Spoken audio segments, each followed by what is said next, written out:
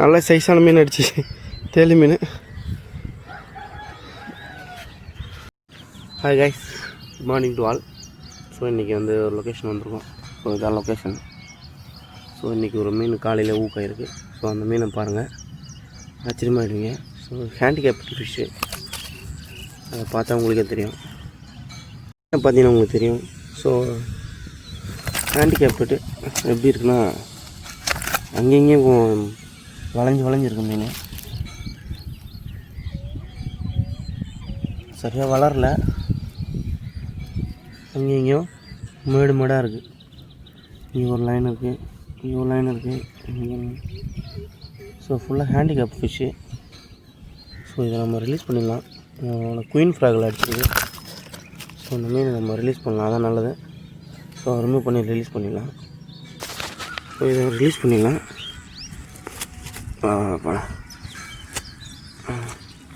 நல்லா ஸ்ட்ராங்காக இருக்குது ஃபிஷ். ஆனால்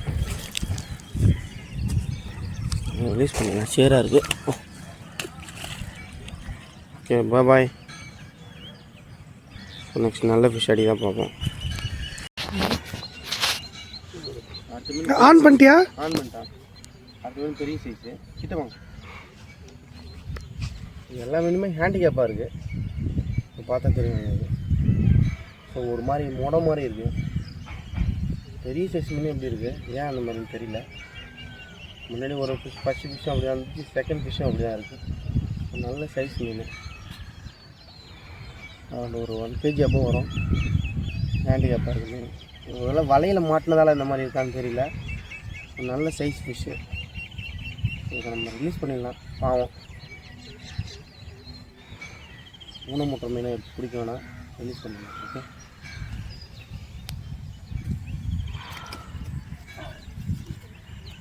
ஃபோட்டோ எடுங்க. அப்படியே கட் பண்ணுங்கள். கட் பண்ணுறவா?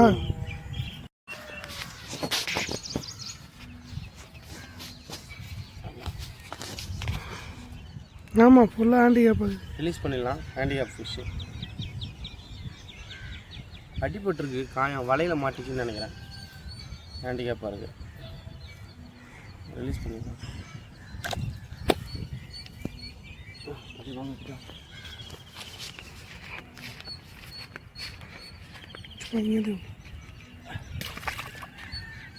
பாய்.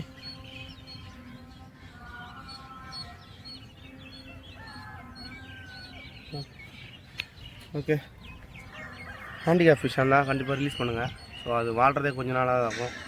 அதை பிடிச்சி எடுத்துகிட்டு போய் ஒன்றும் பிரயோஜனம் இல்லை. ஸோ அதை கண்டிப்பாக ரிலீஸ் பண்ணிடலாம். ரிலீஸ் பண்ணுங்கள், என்ஜாய் பண்ணுங்கள். ஓகே, நல்ல சைஸான மீன் அடிச்சு, தேலி மீன்.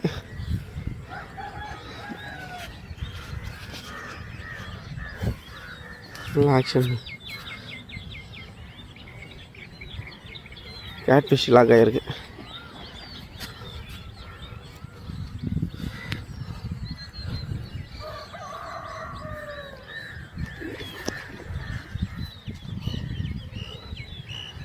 சரியான சைஸ் கேட் ஃபிஷ் லாக் ஆகிருக்கு.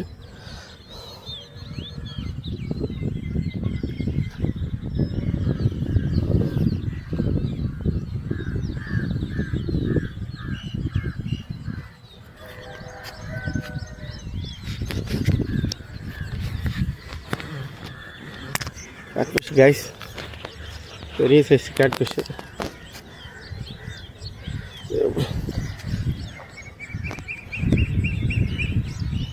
சரியான சைஸ் கேட் ஃபிஷ் லாக் ஆகிடுச்சு. ஸோ இதை நம்ம ரிலீஸ் பண்ணணும். எப்படியாச்சும் நம்ம ரிமூவ் பண்ணி ரிலீஸ் பண்ணிடலாம். Nice size. அப்பா,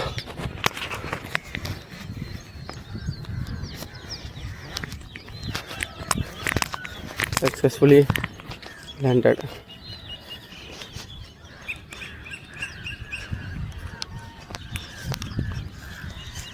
நல்லா யானை மாதிரி படுத்துருக்கு. நல்ல சைஸ் மீன். ஏற்றுறேன். ஓகே, நொய் மீன்.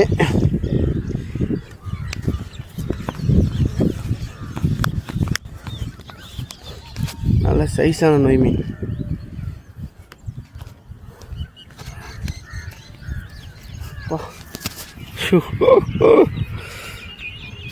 வெரி பிக் சைஸ் வடா சைஸ் மீன்.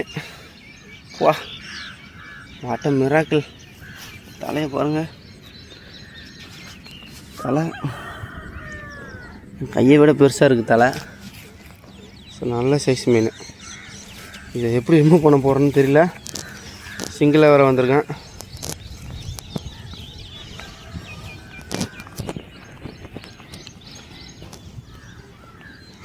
இப்படி பத்தலை.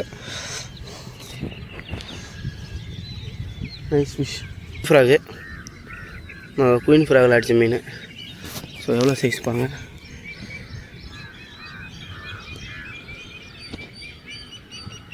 அருமையான ஃபிஷ்ஷு. Successfully landed. ஓகே, இன்றைக்கி நம்ம அடித்த ராட்சஸ் கேட் ஃபிஷ்ஷு. ஸோ இது வந்து ஒரு அரௌண்டு ஒரு 7 kg அப்போ வரும்னு நினைக்கிறேன். வெயிட் ஜாஸ்தியாக இருக்குது, 7 kg வரும். ஸோ இது வந்து இப்போ லாஸ்ட் டைம் ஒன்று பிடிச்சிருக்கோம். இது அடுத்த சைஸு. இது வந்து வேறு லொக்கேஷன் இது. ஸோ நல்ல சைஸான மீன். ஸோ இதை நம்ம கண்டிப்பாக இதை வந்து சாப்பிட போகிறதில்ல யாரும். ஸோ இதை ரிலீஸ் தான் பண்ண போகிறோம். பட் இருந்தாலும் நாட்டு மீன் குஞ்சுங்களை நிறையா இது சாப்பிட்ருக்கு. அதனால தான் விரால் குஞ்சுங்கள்லாம் அழியறதுக்கான காரணம். ஸோ இந்த மீனை பிடிச்சிங்கன்னா கண்டிப்பாக நீங்கள் அதே இடத்துல விடாதீங்க, வேறு ஏதாவது குட்டைகளில் எடுத்து போய் விட்டுருங்க. ஸோ நம்ம இங்கேருந்து வந்து இதை எடுத்துகிட்டு போய்ட்டு பக்கத்தில் ஒரு குட்டை இருக்குது, அந்த குட்டையில் விட்டுடலாம். அது கடலுக்கு போகிற பீச் வாட்டர், பேக் வாட்டர், அது அதில் விட்டுடலாம். ஸோ இது யூஸ் இல்லை.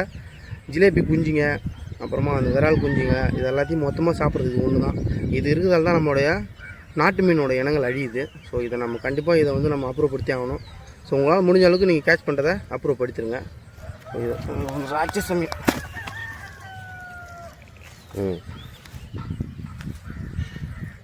தூக்கவே முடியல.